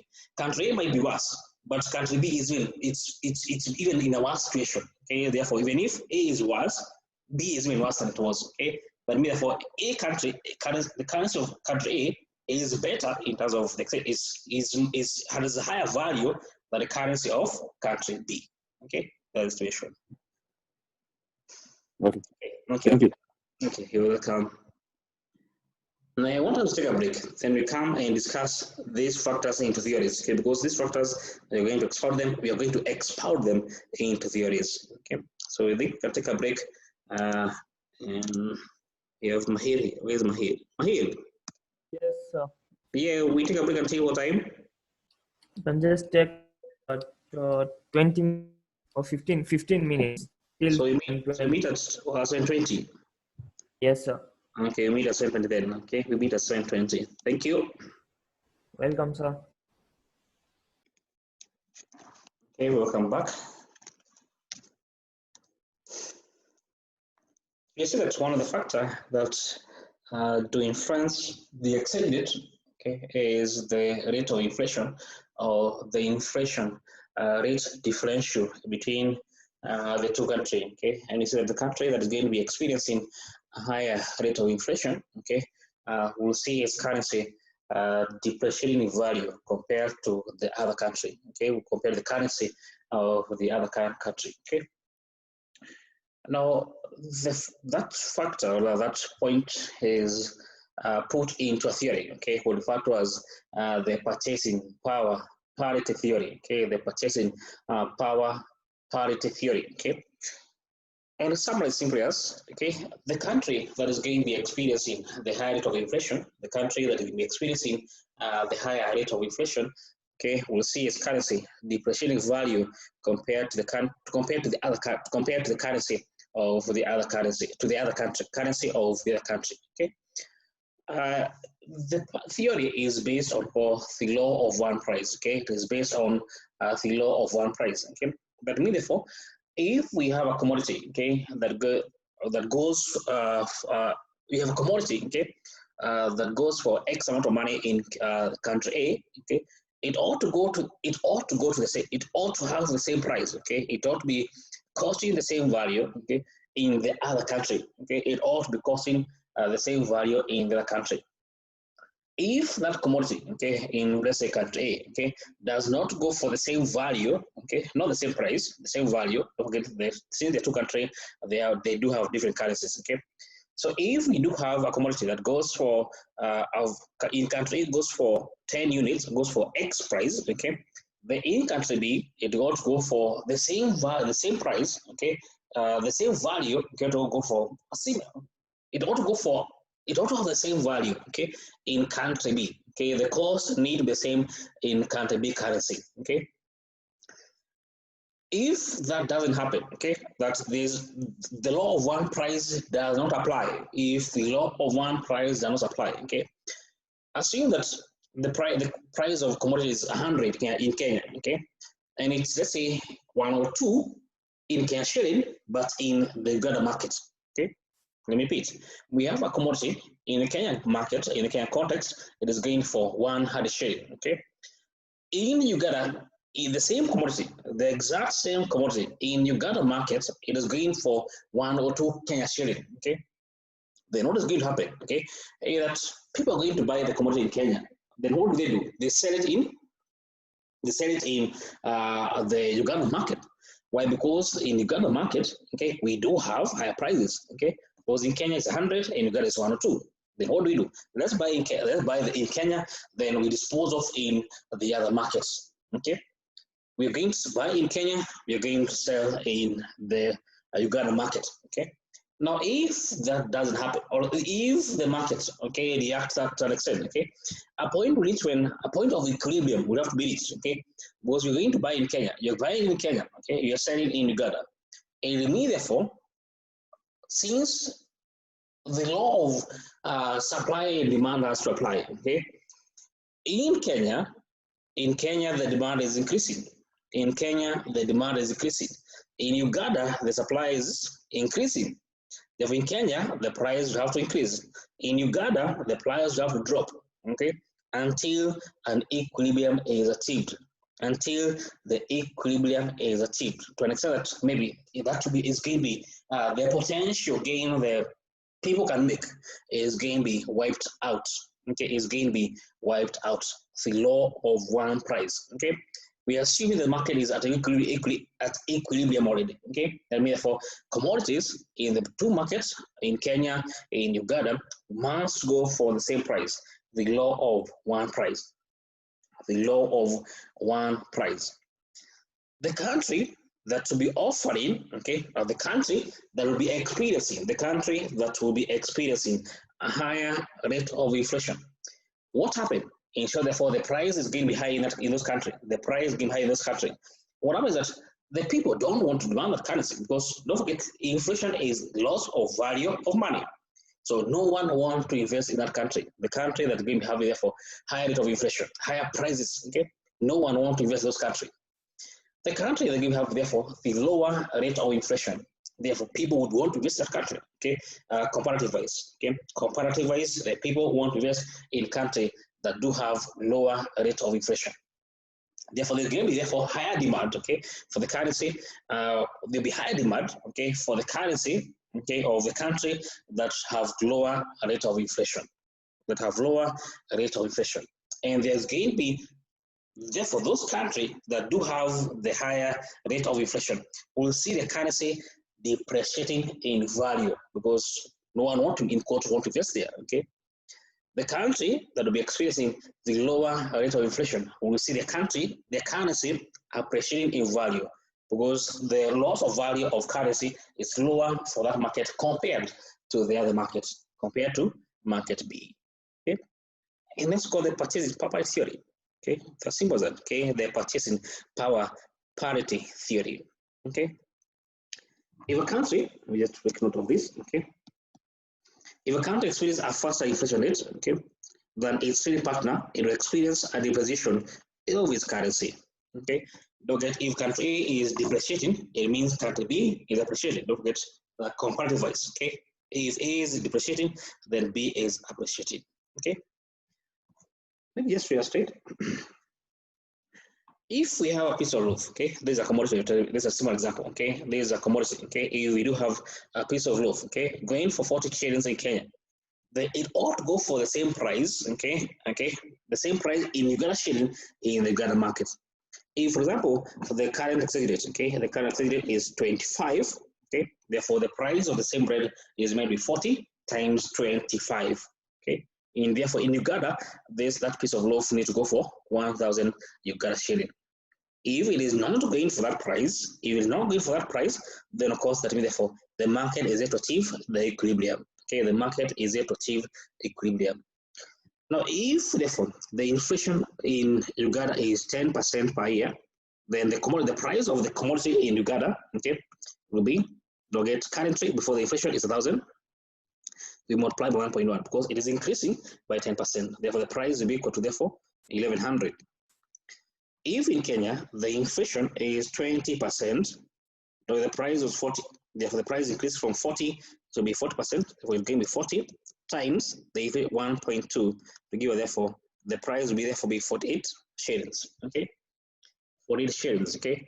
Don't forget to assume that the law of one price has applied. Okay, it's not that they have the inflation rates being different in the two countries. Okay, what you mean therefore, okay, since the law of one price is applying, therefore you can say therefore they exceeded, okay, in 1 year's time, but after the inflation has set in the two countries, using the two rates, okay, therefore we can say that the price was 1,100 in Uganda is equivalent to 48 shillings in Kenya. Okay, so therefore they exceeded between Uganda shilling and the Kenya shilling is 1,100. We divide by 48 and we get 22.92. We get 22.92. That means therefore this is going to be the exchange rate, okay, that will be there in a year's time. Okay, if the Kenyan market experience 20% inflation and the Uganda market experience a 10% inflation. Okay, don't forget the two countries have experienced inflation, but in the context of Kenya, there's a higher rate of inflation compared to the Ugandan markets. Which means therefore the Kenyan shilling need to depreciate in value. Okay, the Kenyan shilling need to depreciate in value. Why? Because the rate of inflation is higher than the Uganda market. How is it? If you look at what was the rate before, okay, the rate was sorry. Okay, the rate was 25 at the beginning. That is 1 shilling, okay, 1 Kenya shilling is equal to 25 Uganda shilling. But a year later, 1 Kenya shilling is equal to 22.92 Uganda shilling. As you can see, 1 shilling and the shilling becoming weaker, okay, because the conversion you're going to end up getting less Uganda shilling. So the shilling becoming weaker. The Kenya shilling is depreciating, therefore, in value. It is depreciating in value, okay, compared to Uganda shilling. Uganda shilling is appreciating in value. Why? Because it has lower rate of inflation. It has a lower rate of inflation. Okay. And the thing is the purchasing power parity theory. If you check here, okay, just to illustrate that here the rates we applied in 3 months, in the rates applicable in 3 months time, in a year's time, okay, this is the rate, okay, 1100 divided by 4800, okay. Therefore, we can summarize in form of we can say therefore the rates we have obtained, that is this gave us 22.92, the 22.92, okay, yeah, the 22.92 was equal to 1100 divided by 48, which was equal to 1,000, sorry, times 1.1. We divide by 40, okay, times 1.2. Okay, this is how we got 48, and this is how we got 1100. Okay, don't forget this 10%. This 10%, okay, was the inflation in the Ghana market. This 20% was the inflation in the Kenyan market. Okay, we can further, okay, state that the 22.92 can also be obtained as, okay, if you divide the 1,000 by 40, we get the 25 year. We get the 25 year. Okay, therefore is equivalent to 25, okay, times 1.1 divided by 1.2. Okay, the 25, because 1,000 divided by 40, we got 25 year. Okay, which is equal to, let me just get more workings here, more working area. You say 22.92 is equal to 25, okay, times 1.1 divided by 1.2. Okay, what is 25? 25 is the current rate, okay, is the current spot rate. Let me just represent as S0, okay, spot rate, current today, okay, the current spot rate. Okay, now what is one? What is this one? The inflation in the Uganda market. Okay, so 1 plus the inflation. Now for the quotation, okay, we had here this 22.92, okay, was simply equal to Uganda shilling per Kenya shilling. This Uganda shilling per Kenya shilling. Okay, and this 10% was the inflation we had on the Uganda shilling. Okay, which in this case, therefore, we can call this is the price currency. This is the unit currency. This is the unit currency. Let me just call the base currency. Okay, let me just repeat. The quotation we had here was Uganda shilling for the Kenya shilling. This is referred to as the one that we have. The numerator is the price currency. The denominator, okay, is the unit currency, okay, or referred to as the base currency. Okay, so this was of the numerator here. Okay, this is the inflation we had in Uganda, the price currency, in the price currency. Okay, so we can say this is going to be 1 plus the inflation. Let me just represent as H. 1 plus the inflation, the rate of inflation in the price currency. So this H represents inflation, okay, and P is the price currency. We divide by the 20% we have here was the inflation in the Kenyan context, okay. This is cash we have here denominator, okay. This is a base currency, okay. So you have 1 plus the inflation in the base currency. So 1 plus the inflation in the base currency or the unit currency to give us therefore the future spot rate. To give us therefore what we expect therefore to be the future spot rate. Okay. Where here S1 is the future spot rate. The future spot rate. S0, I was just mentioned, is the 25 year, which is the current spot rate. The current spot rate. Okay, HP is inflation in price currency, in the price currency country, and HB here is the inflation in the unit currency or in the base currency, in the country of the base currency.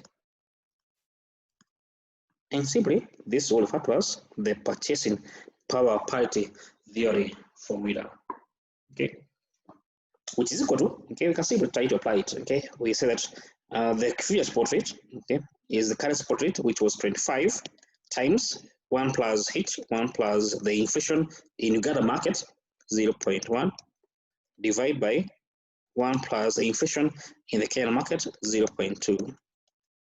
But I do end up getting 22.29. What do we end up getting here as the quotation?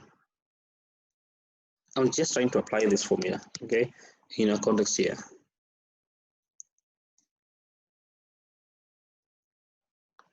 You get how much?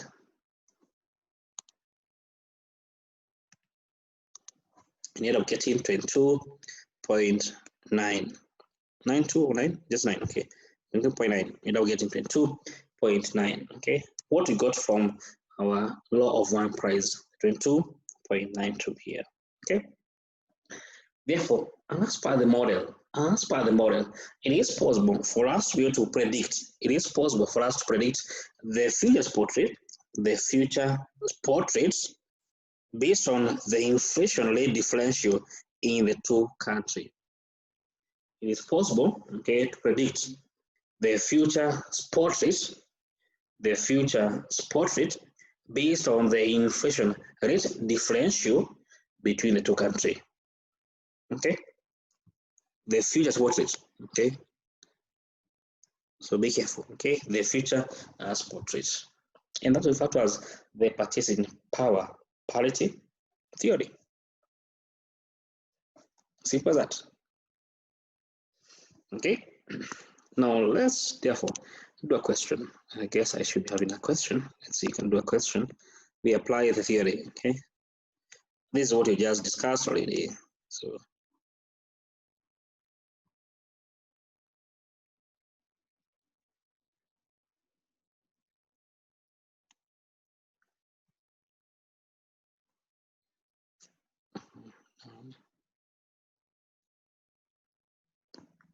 Okay, this we have just discussed this one. Okay, and this is the formula which I've already discussed. Okay, and we can just take 1 second or 10 seconds to go through the formula again.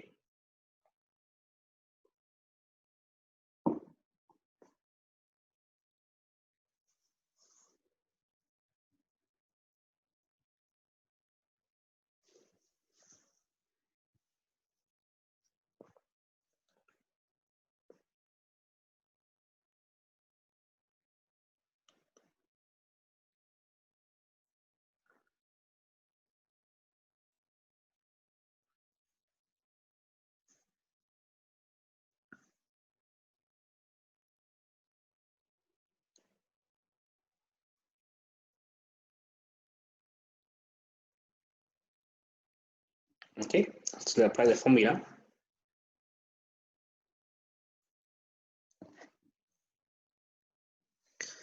So in this example, we have two countries. You have UK and you have a country called England. Okay, so you told the inflation you have in UK, okay, is 3%.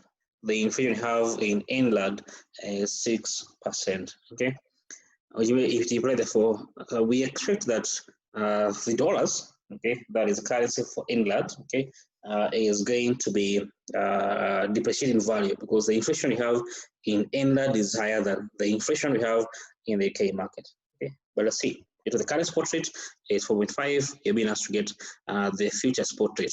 Okay, so simply you just apply the formula. Okay, and the purchasing power parity theory. Okay, therefore we accept that the future spot rate, okay, is S naught. Okay, 1 plus inflation in the price currency, 1 plus the inflation in the base currency. The quotation given to us, okay, the quotation given to us, we just refer back to it, is dollar per pound, okay, is dollars per pound, okay, so it is dollar per pound, okay, so let me just use it. So the quotation we have here is dollars per pound. It's dollar, it is dollars per pound, so dollars we divide by pound. So this is a price currency, there is a base currency, okay. The current quotation we have is equal to 4.5. So it is 4.5 dollars per pound. So it is 4.5. You multiply by the inflation you have in the dollar count, the England, that is the dollars here you have, is equal to 3% or 6%, 6%. Okay, so 1 plus 0.06 The inflation we have in the UK market is 3%. Okay, so they have 3%. Okay, 3%. So 1 plus 3%. So 1 plus 0.03. Viewers, how much? Don't forget, we anticipate that since England, okay, is or has high inflation, then its currency need to be depreciating. Okay, and in UK, since it has the lower rate of inflation, then of course it need to be increasing value. Okay, but anyway, let's see. We get 4.63. We get 4.63. Okay, this is dollars per pound. Okay, don't get here. Okay, here we have 1 pound. Okay, this is 1 pound. Okay, so 1 pound, okay, was equivalent at the beginning was equivalent to $4.5. Now here 1 pound is now equivalent to $4.63. And you can see therefore you're going to be getting more dollars for the same pound. Okay, therefore the series with the pounds is becoming stronger. Okay, it has appreciated in value compared to the dollars. Okay, the country that shall be experiencing, the country that will be experiencing the higher rate of inflation will see its currency depreciating in value relative to the other country, That simply is the application of the purchasing power parity theory. Clear? Question? Okay, no question. The next theory is called the interest rate parity theory. Okay, so it's called the interest rate parity theory. Okay, sorry.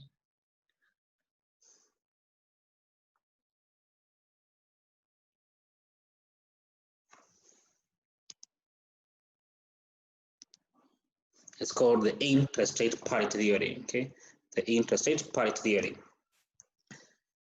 As we mentioned generally, that in case if a country shall be offering a higher rate of interest rate, of course, we would expect that the country that offers the higher interest rate, what would the investor do? Okay, I want to invest in that country, definitely. I would want to invest in that country where I will be receiving higher interest rate, okay, higher interest rate. But the market is going to ensure that every individual person, okay, every individual investor, okay, shall be receiving the same rate of return. Okay, let me just repeat. At the end of the day, okay, even if you're going to invest in that country, okay, where you shall be offered higher interest rates, at the end of the day, once you convert back to your home country currency, okay, the two of you, whoever did invest in the local market and the person who did invest in that foreign market, where the rate offered were equal, as per the interest rate parity, but by the term parity implies equality. Okay, it's sort of like they'll be equal. Okay, the person who did invest in the country where the rate was lower, and the person who opted to invest in the foreign market where the rate were the same, upon converting the return from the foreign currency back to the home country currency, the return to be received will be equal. Okay, so you need to get that point clear. Okay.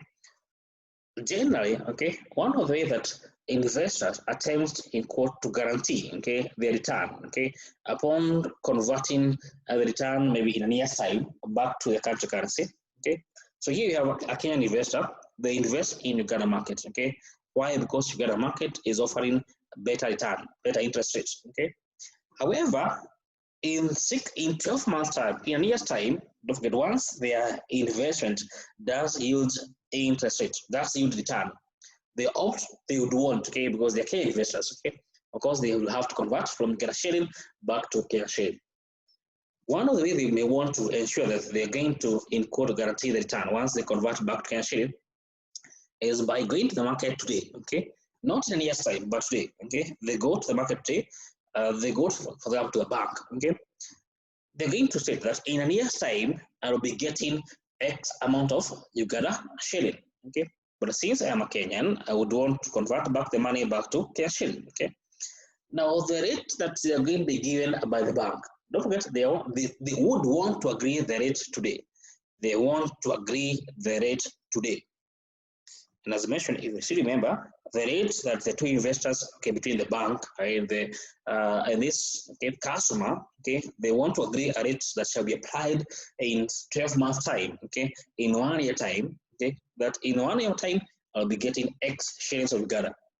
I want to convert those shillings back to cash shilling in 1 year's time. So they agree on the rate that shall be applied in 12 months time. Now that rate is called the forward rate. I think I did discuss this. I didn't mention this. That rate you agree today to be applied in future is called the forward rate. Now the rates that you're going to be given today, the rates you're going to be given today, in the forward markets, will ensure that once you convert back that return you'll be receiving, will ensure once you convert that return you'll be receiving in 1 year time in the Ugandan market will be equal to the return an investor who did invest in Kenya shall be receiving. I hope that's clear. Let me just repeat again. The market, or in this context, the forward market, will ensure that the return you'll be receiving, you as the Kenyan investor who did invest in the Ugandan markets, once you convert the return you received in the investment you made in Uganda, will be equivalent, to the return the Kenyan investor who did invest in the Kenyan market will be receiving. Clear? Which means, therefore, if Uganda market is offering better returns, now what happened is that the investor invested in the Uganda market.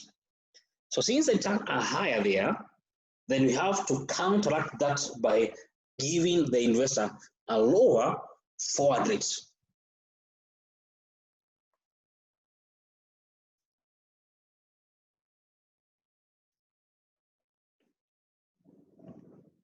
I hope that's clear.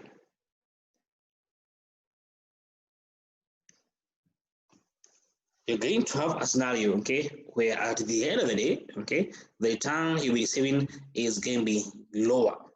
In short, therefore, if you go to the market today, for the forward contract, so that you can be able to, in quotes, we're going to refer to as a hedge, to hedge on your return, to hedge on your future returns, then the forward rate you'll be given, is going to be lower.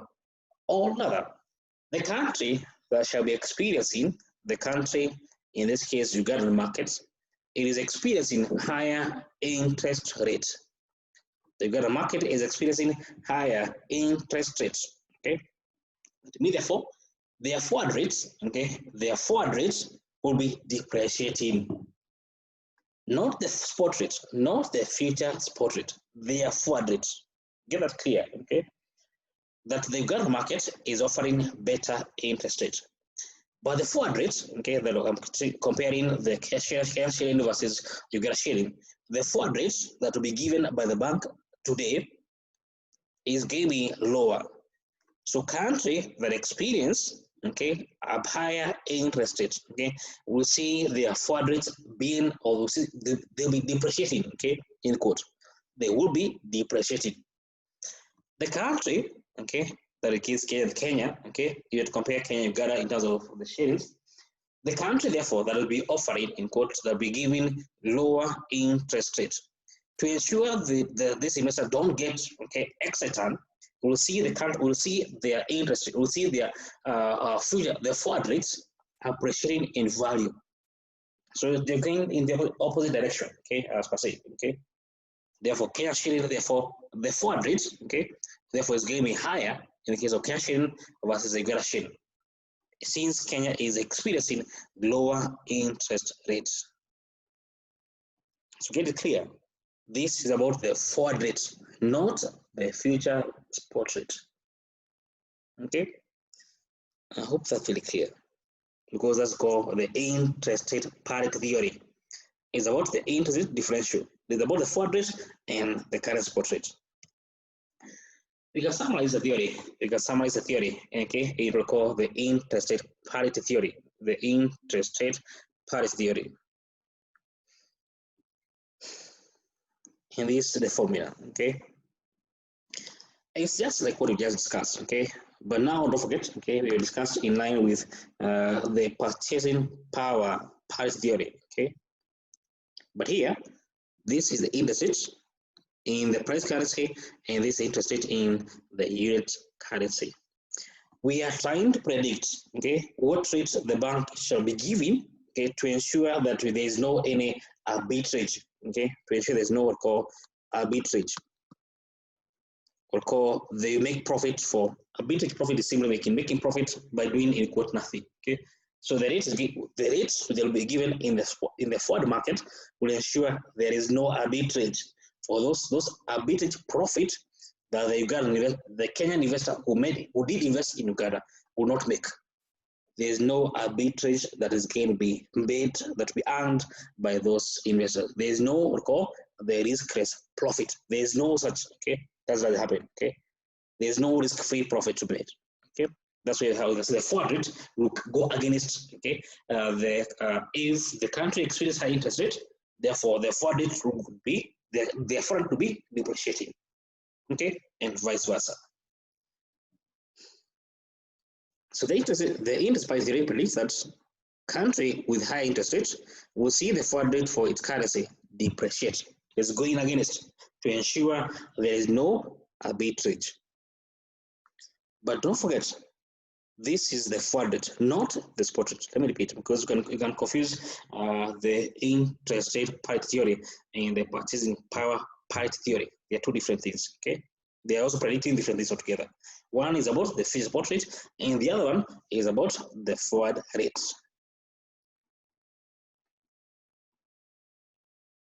Clear? Okay.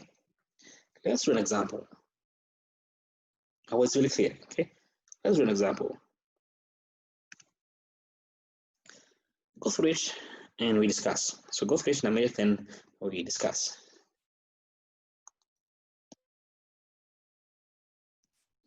Okay, suppose that you have gone through the question. Now here, there are two countries, okay, one is called Northern Foreing, and you have the Southern dollar, okay.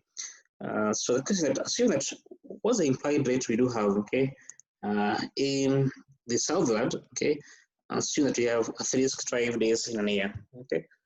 You have to be careful, okay. As I mentioned, generally, we assume that the period for assessment is going to be not more than 1 year, okay. The period for assessment is not more than 1 financial year. So be careful as to what period is the forward that you have, for example, okay. In this case, therefore, the forward you have is 90 days, okay. It is 90 days, okay. So here, you get to go to quotation, okay. This can be direct, okay, and this can be the indirect, okay. So don't mix the two. In case you want to use one quotation, then use one quotation throughout. But you can use either, okay. There's no any restriction on what of the quotes should use, okay. What of the two quote system you should use, okay.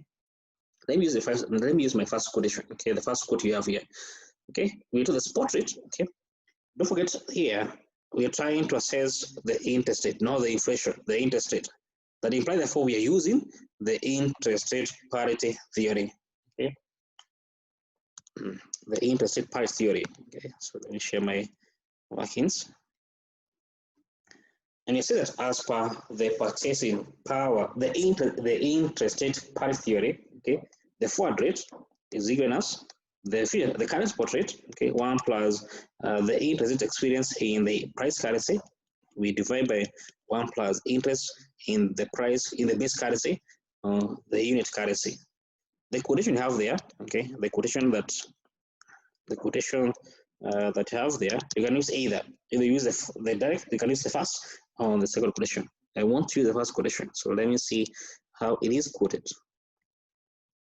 It is the NF versus the dollar, okay. Sorry, it is NF versus dollar, okay. I want to use the first quotation, NF versus the dollar, okay. So it is NF being the price currency and the dollar being the base currency. So it is NF over the dollar, okay. Therefore, this interest rate is for the NF. This interest rate is for the dollars, okay. So don't mix them, otherwise you're going to end up with the wrong answer altogether. The current spot rate I've seen is 4.725. Let me just confirm Okay, so 4.725. The interest rate, okay, for NF is how much? Is 7.5%. But don't forget this is annual. But the forward we have here is 90 days. So you need to convert this rate from being an annual rate to a 90-day rate. Okay, so be careful. Okay, with the tenor. This forward rate is a 90-day forward rate.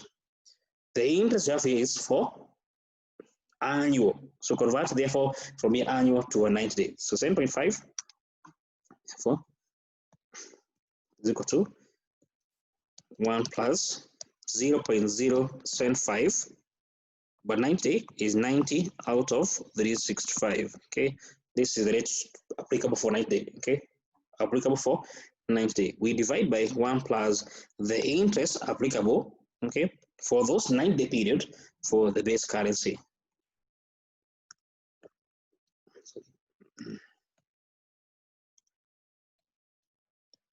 Okay, and this is going to give us the forward rate. Okay, and the forward rate, okay, the forward rate applicable, the forward rate we have here is equal to how much? Okay, don't forget I'm using the first quotation, is equal to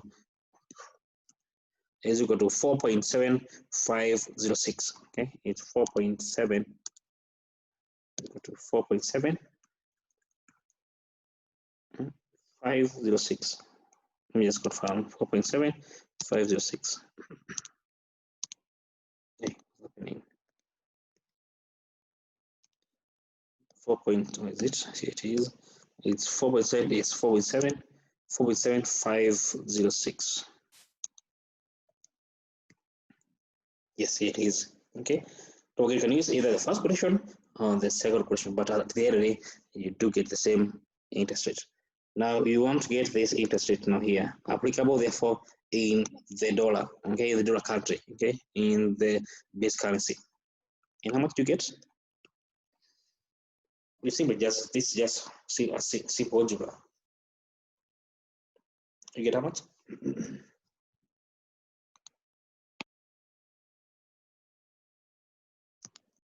Mahir is getting 1.35. 1.35%. Confirm?